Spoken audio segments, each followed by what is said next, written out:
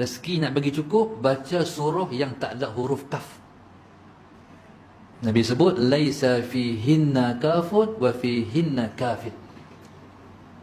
Baca 3 huruf yang tak ada huruf kaf. Nabi kata dalam tiga surah ni tak ada huruf kaf. Siapa baca 3 surah ni kafin, cukup. Allahumma salli ala sayyidina Muhammad.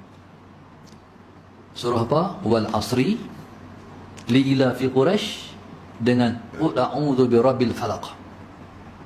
Wal asri, li ila fi Quraisy, dengan qul a'udzu birabbil falaq. Baca ni sehari semalam sekali ya. Serba sekali. Insya-Allah cukup biiznillah. Bahasa kita orang Pening, orang Kedah ni sengkek. Kalau siapa-siapa baca surah ni dia tak tempuh dah sengkek, cukup insya-Allah. Ni Allahumma salli ala sayyidina Muhammad. Satu, kalau kita nak kemurahan rezeki